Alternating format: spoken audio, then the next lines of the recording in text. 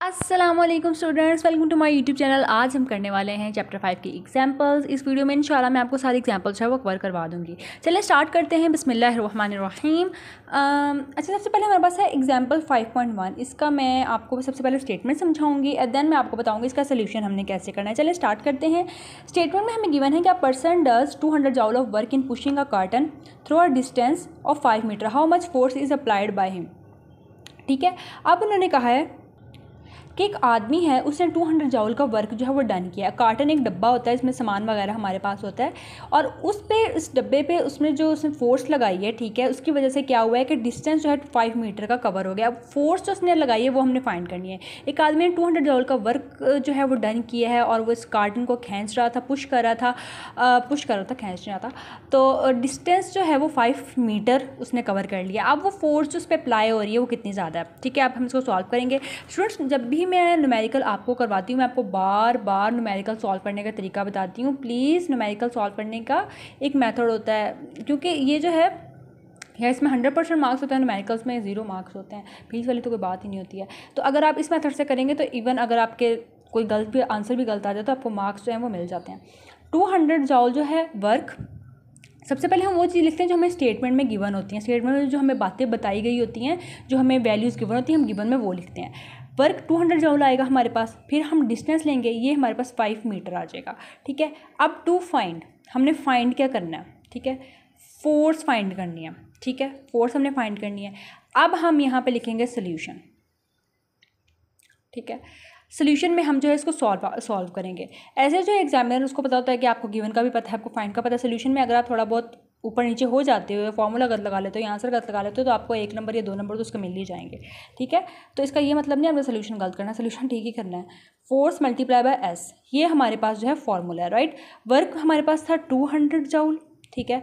Force जो थी वो हमने फाइंड करनी है, तो हम फोर्स को एफ ऐसे ही लिख देंगे। आगे डिस्टेंस हमारे पास कितना है 5, ठीक है। अब ये देखा 200 जो है यहाँ पे मल्टीप्लाई, 200 यहाँ पे ऐसे ही, 5 यहाँ पे मल्टीप्लाई हो रहा है, यहाँ पे जाके क्या होगा, डिवाइड हो जाएगा। तो यहाँ पे हम क्या करेंगे, फोर्स फाइंड करेंगे। अब इसको कैलकुलेटर पे आप जब डिवाइड करेंगे 200 को 5 के साथ, तो ये हमारे पास आ जाएगा 40 न्यूटन, ठीक है। ये जो है हमने फाइंड कर लिया है। ये हमारे पास गिवन था, ये फोर्स फाइंड करनी थी, फॉर्मूला लगाया, जो वैल्यूज में गिवन थी वो पुट किया, उसके बाद यहाँ पे मल्टीप्लाई होता है, यहाँ जाके डिवाइड हो गया और ये हमारे पास फोर्स आ गई। अब चलते हैं नेक्स्ट एग्जाम्पल की तरफ। अब हम डिस्कस करेंगे एग्जाम्पल 5.2 को। इसमें हमने क्या है कि देखना है कि जो हमें स्टेटमेंट में क्या बात बताई गई है। सबसे पहले find the work done by a 65 newton force is pulling the suitcase distance 20 metre. Work हमने फाइंड करना है एक फोर्स का जो 65 न्यूटन की फोर्स है, ठीक है, वो एक सूटकेस को पुल कर रही है और हमने जो है डिस्टेंस 20 मीटर का जो है उसने कवर कर लिया। उस पर फोर्स 65 न्यूटन की लगी और उसने 20 मीटर का जो फोर्स डिस्टेंस था वो कवर कर लिया। अब हमने वर्क डन जो उसमें हुआ है वो फाइंड करना है। अच्छा स्टूडेंट्स, इसमें एक चीज़ जो सूटकेस की यहाँ पे बात हो रही है, तो एक एंगल स्पेसिफिक हमारे पास बन रहा है। लेक्चर में अगर आपने देखा हो, अगर पीछे आपने पढ़ा हो, तो मैंने आपको समझाया था कि एंगल जो है हमारे पास कब बनता है, जब चीज़ें हमारे पास परपेंडिकुलर होती हैं, जब हमारे पास वैल्यूज़ जो है पैरेलल, परपेंडिकुलर, वर्क और फोर्स में कोई ऐसी चीज़ आ जाती है। अब जैसे कि एक आदमी है, ठीक है, ये जो है खड़ा है और इसे एक सूटकेस को पुल कर रहा है। अब देखा जाए तो एक परपेंडिकुलर शेप बन रही है। परपेंडिकुलर हमारे पास क्या होता है, बेसिकली ऐसे होता है ना, परपेंडिकुलर हमारे पास ये ऐसे होता है। परपेंडिकुलर एक लाइन सीधी जा रही है तो इसमें एक जो हमारे पास ऊपर 90 का एंगल, ऐसे फोर्सेज एक्ट हो रही होती हैं। तो अगर देखा जाए तो परपेंडिकुलर ये भी है, बस थोड़ा टिल्टेड परपेंडिकुलर बन रहा है हमारे पास, ठीक है। तो ये एक आदमी है, खींच रहा है, उसमें थोड़ा सा इसको जो परपेंडिकुलर थोड़ा सा हमारे ऊपर है, तो यहाँ पे हमारे पास एंगल बन रहा है। हमेशा जब भी स्टेटमेंट पढ़ा करें तो आप उसको समझा करें ताकि आपको पता हो यहाँ पे ये चीज़ क्यों आई है, क्योंकि हमारे पास पता है कि वर्क और फोर्स जब परपेंडिकुलर हमारे पास एक्ट हो रहा है तो हमारे पास एंगल्स बनते हैं। अब चलिए हम इसको सॉल्व करते हैं। सबसे पहले हम लिखेंगे जो हमें गिवन है, ठीक है, गिवन जो है हम लिखेंगे। अब है हमारे पास फोर्स जो है वो है 65 न्यूटन, ठीक है, हमें जो गिवन है। डिस्टेंस उसने कितना मेजर किया है, 20 मीटर का डिस्टेंस मेजर कर लिया। एंगल कितना बनाया भाई, 30 डिग्री उसने एंगल बनाया। अब एंगल 30 डिग्री क्यों बनाया है, क्योंकि यहाँ पे जो एंगल होता है ऐसे परपेंडिकुलर बस 90 का एंगल होता है। अब वो जब एंगल थोड़ा सा मूव करेगा नीचे को, थोड़ा सा नीचे की तरफ जाएगा, तो वो 30 का एंगल हम कंसीडर करेंगे, ठीक है। 60 का एंगल कंसीडर नहीं करेंगे, वो 60 का एंगल जो होता है वो थोड़ा सा ऐसे और ऊपर होता है, स्ट्रेट से थोड़ा सा यहाँ पे होता, ठीक है, ये यहाँ पे नहीं है, ये थोड़ा सा नीचे, तो हम 30 का एंगल कंसीडर करेंगे। क्योंकि आप देखें जब हम एक्स एक्सिस बनाते हैं, ये वाला फॉर एग्जांपल मैं आपको यहाँ पे बना के दिखा देती हूँ, ये वाला, एक्स एक्सिस वाई एक्सिस जब हम बनाते हैं तो ये एंगल 90 का है, ये 60 का है और ये एंगल 30 का बन रहा होता है हमारे पास। तो एक्स एक्सिस वाई कंपोनेंट सारा कुछ मैंने पढ़ाया हुआ है, आप लेक्चर जाके देख सकते हैं। तो ये वो वाली लॉजिक है यहाँ पे, ठीक है। अब हमने क्या फाइंड करना है, टू फाइंड, हमने जी वर्क फाइंड करना है। यहाँ पे वर्क हुआ क्या है, अब यहाँ पे सोल्यूशन जब हम करेंगे स्टूडेंट्स तो फॉर्मूला तो सेम ही है, ठीक है, W=F × S। लेकिन अब क्या है हमारे पास एंगल आ गया, तो हम यहाँ पे क्या लिखेंगे, cos 30, ठीक है। एंगल है तो cos आएगा, एक्स कंपोनेंट्स में आ रहा तो cos आएगा। एक्स वाई कंपोनेंट्स जब मैंने आपको पढ़ाया था, आपको बताया था कि एक्स के लिए हम cos करते हैं और वाई कंपोनेंट के लिए हम साइन करते हैं, ठीक है, साइन थीटा होता है। अब ये हमारे पास W आ गया, फोर्स हम फोर्स अप्लाई करेंगे, 65 न्यूटन फोर्स थी, S हमारे पास 20 मीटर था, ठीक है, और cos जो है वो ऐसे इतना ऊपर नीचे क्यों चला गया, 30 आएगा, ठीक है। ये हमारे पास वर्क था। अब क्या है कि 65 × 20 तो वैसे ही आ गया। अब cos 30 है तो cos 30 की जो वैल्यू है वो हमारे पास आ जाएगी 0.866। कैलकुलेटर पे आप इसको कर सकते हैं, ठीक है। अब जब हम इसको मल्टीप्लाई करेंगे तो ये हमारे पास आ जाएगा 1125.8 न्यूटन मीटर, और न्यूटन मीटर हमारे पास किसके इक्वल होता है, जाउल के, 1125.8 जाउल, राइट, ये हमारे पास आ जाएगा। तो ये फोर्स थी, ये डिस्टेंस था, ये 30 हमारे पास, इसमें जो है वो एंगल आ रहा था, वर्क हमने फाइंड करना था। तो वर्क के लिए हम जो है फॉर्मूला लगाएंगे और सिंपल जो है वैल्यू पुट करेंगे तो ये हमारा जो है वो आंसर आ जाएगा, ठीक है। समझ आ गई आपको? अगर आपको कोई चीज़ समझ ना आए करने तो कमेंट सेक्शन में पूछ लिया करें, या व्हाट्सएप का नंबर भी मैंने डिस्क्रिप्शन में दिया होता है ना, उस पर भी आप अपने डाउट्स क्लियर कर सकते हैं। चलिए अब हम मूव करते हैं नेक्स्ट एग्जाम्पल की तरफ। अच्छा, 5.3 की सबसे पहले स्टेटमेंट को समझेंगे। A truck of mass 3000 kg is moving on road with uniform velocity 54 km/h. Determine its kinetic energy. एक ट्रक है, उसका मैस 3000 kg है जो एक रोड पे चल रहा है, और जो वेलोसिटी जिससे वो चल रहा है वो 54 km/h है। हमने क्या फाइंड करना है, हमने उसकी काइनेटिक एनर्जी KE को फाइंड करना है, ठीक है। तो बहुत ही सिंपल स्टेटमेंट है, इसको सॉल्व करते हैं। सबसे पहले हम वही बात लिखेंगे, गिवन क्या है हमारे पास, ठीक है। हमारे पास जो मैस था ट्रक का, जिसको मैस को हम स्मॉल एम से रिप्रेजेंट करते हैं, वो हमारे पास था स्मॉल एम है, 3000 kg, ठीक है। दूसरी चीज़ जो हमारे पास वेलोसिटी है वो हमारे पास कितनी है, 54 km/h, ठीक है। अब इसको हमने क्या करना है, km/h को हमने मीटर/सेकंड में कन्वर्ट करना है, ठीक है। km/h को हमने मीटर/सेकंड में करना है। तो इसके लिए हम क्या करेंगे, हम करेंगे 54 × 1000 डिवाइडेड बाय 60 मल्टीप्लाई बाय 60। और को सेकंड में करना है तो एक और में 60 मिनट्स होते हैं और एक मिनट में 60 सेकंड्स होते हैं, ठीक है। तो 60 मल्टीप्लाई बाय 60 हम कर लेंगे। आगे 54 जो है किलोमीटर को हमने मीटर में करना है, तो हम 1000 को मल्टीप्लाई कर देंगे, ठीक है। तो इसका आंसर हमारे पास आ जाएगा, हमारे पास जो वैल्यू आएगी वो आएगी 15 मीटर/सेकंड। ये हमारे पास क्या है, ये हमारे पास वेलोसिटी आ गई है।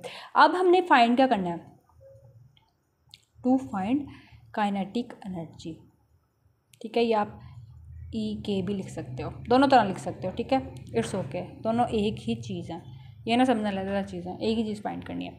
सिंपल क्या करेंगे, अब हम सोल्यूशन करेंगे। सोल्यूशन में हम क्या करेंगे, हम इसकी वैल्यूज पुट करेंगे। सबसे फॉर्मूला लिखेंगे हम, EK = 1/2 mv का स्केयर, ठीक है। 1/2 हमारे पास ऐसे ही आ जाएगा। मैथ हमारे पास था भाई 3000 kg, V हमारे पास था 15, और इसका ले लेंगे हम स्केयर। इसको आप जब कैलकुलेटर पे इकट्ठा लिख दें, बेशक पहले 3000 को, पहले 15 का स्केयर ले लें भाई।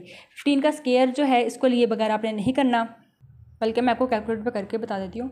15 का स्केयर अगर हम लेते हैं तो ये हमारे पास था 225, ठीक है। तो ये 3000 और 225, ठीक है। अब 225 को आपने मल्टीप्लाई कर देना है 3000 के साथ, ठीक है। तो ये आपके पास आ जाएगा 675 एंड देन 3 zeros, 675, 1/2 यहाँ पे ऐसे ही आ जाएगा, और 1 2 3, और सिंपल जो आपके पास आंसर आएगा 6,75,000, इसको आप डिवाइड कर देंगे 2 के साथ। 1/2 यहाँ पे था ना हमारे पास, 1/2 के साथ मल्टीप्लाई कर देंगे तो यहाँ पे हमारे पास आएगा 33,750, ठीक है।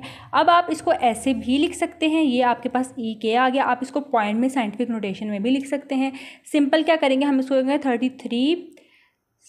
7.5 ज़ीरोज़ आप जो है रिमूव कर दें, ज़रूरत नहीं, क्योंकि ये वाला ज़ीरो यहाँ जाएगा तो फ़र्क कोई नहीं पड़ेगा, उसको स्पेशल वो साथ नोटेशन लिखने की ज़रूरत नहीं, साइंटिफिक नोटेशन। और ये हमारे पास जो है वो आंसर जो एनर्जी का हमारे पास जो है वो किलो जाउल में यहाँ पे आएगा, ठीक है। दैट्स हम इस न्यूमेरिकल को सॉल्व करेंगे। अब हम मूव करते हैं नेक्स्ट न्यूमेरिकल की तरफ।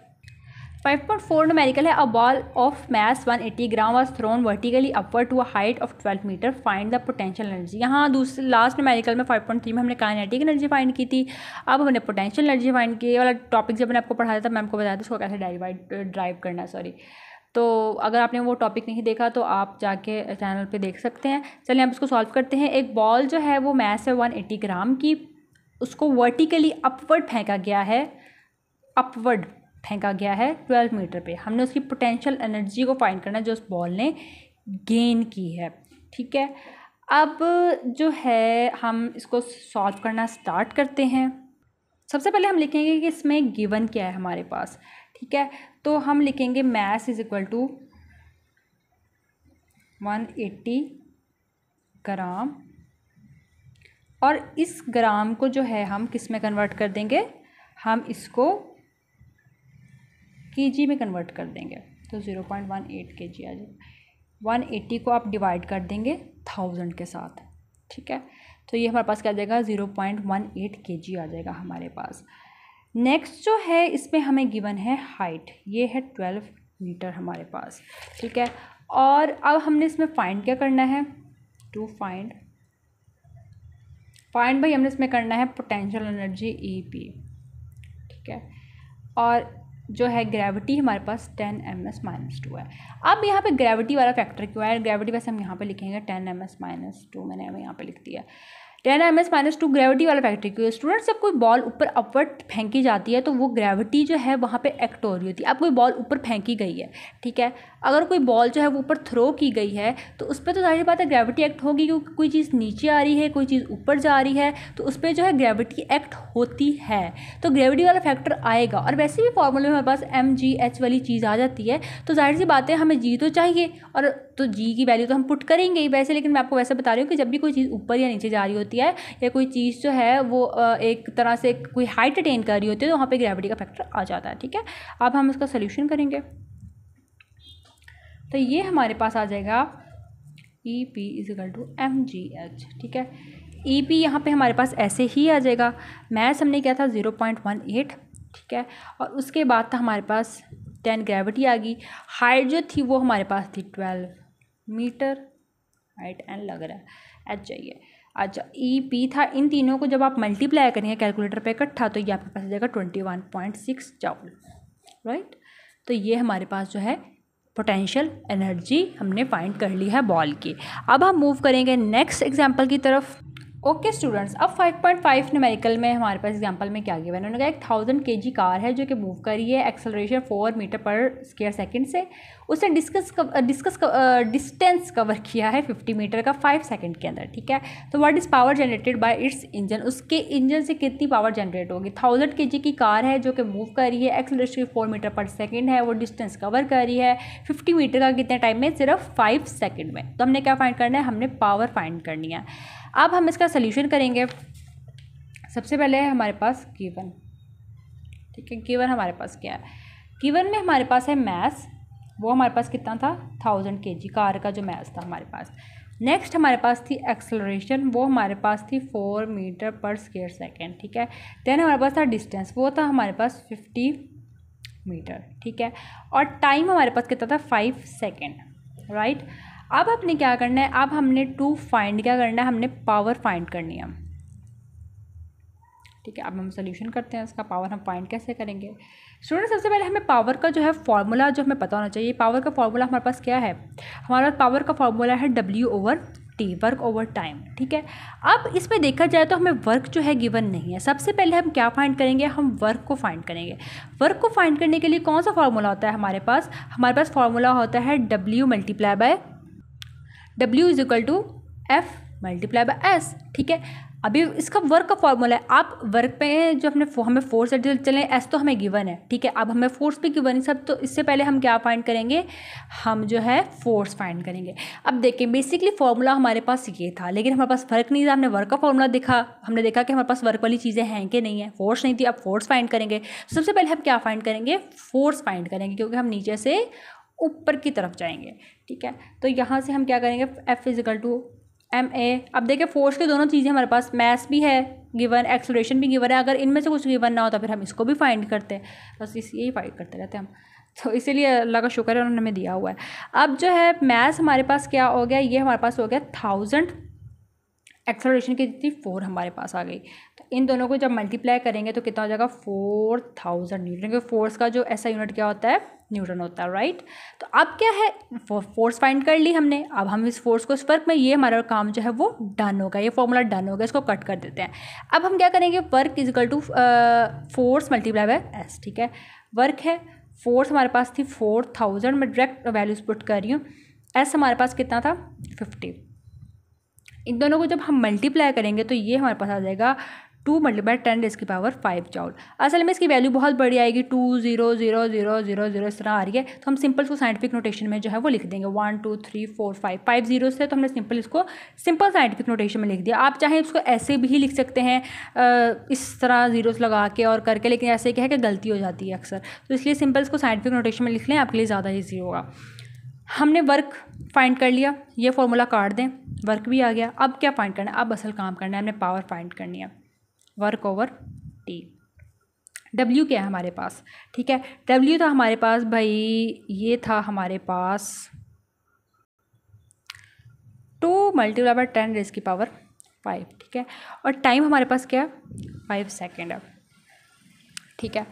अब पावर फाइंड करनी है, इन दोनों को आप सिंपल जो है कैलकुलेटर पे पुट करें तो आपके पास आंसर आ जाएगा। आंसर आपका आ जाएगा 4 मल्टीप्लाई बाय 10⁴ वाट, और आप इसको 40 किलोवाट भी कर सकते हैं। अब 40 किलोवाट कैसे करेंगे स्टूडेंट्स, यहाँ पे 10⁴ आ रही थी, 4 था, मल्टीप्लाई बाय 10⁻3, इसको अब तोड़ लेंगे। ये 4 था ना, इसको अब तोड़ लें, इसको 3 और 1 कर दें। 10⁻3 कितना होता है, kg। फर्स्ट चैप्टर में एक टेबल पूरा दिया हुआ है, माइक्रो, नैनो, पीको और किलो की वैल्यूज़ दी हुई है, उस टेबल को याद करें, बहुत काम आएंगे आपके। और यहाँ पे एक 10⁻1 जो था हमें दिया हुआ था, तो हमने 10⁻3 की जगह क्या लिख दिया, किलो, और 10⁻1 को हम नेगलेक्ट कर देंगे, ये वाला जो 1 है इसको, इसकी जगह हम क्या लिख देंगे, 0 लिख देंगे, 40 kg। एक जो हमारे पास 0 आएगा तो हम यहाँ पे 40 किलोवाट इसका आंसर आ जाएगा हमारे पास। अब हम मूव करते हैं लास्ट एग्जाम्पल की तरफ। अब लास्ट न्यूमेरिकल है। स्टूडेंट्स फिजिक्स बहुत ही इजी है, फिजिक्स को बोझना समझा करें, ये बहुत ही मज़े की चीज़ है, बल्कि किसी भी चीज़ को बोझना समझा करें, जो चीज़ मुश्किल लगती है उसको सीख लिया करें। जब चीज़ सीख लेते हैं तो वो आसान लगती है, ये एक रूल है जो अपने पल्ले से बांध लें, जो चीज़ मुश्किल लगती है उसको सीख लें, वो आसान हो जाती है, सिंपल। और सीखने के लिए क्या करना पड़ेगा, पढ़ना पड़ेगा। अब block weighing 120 newton is dragged up a slope which a force of 100 Newton to lift it up a height of 10 meter. If the slope is 20 meter long, calculate the efficiency of the system. उन्होंने कहा एक block है जिसका wait 120 है और dragged है, वो एक स्लोप से वो ड्रैग हो रहा है, खींचा जा रहा है एक स्लोप पे, उसकी फोर्स उस पर जो लग रही है वो 100 न्यूटन, जिसको लिफ्ट कर ऊपर की तरफ लेके जा रही है।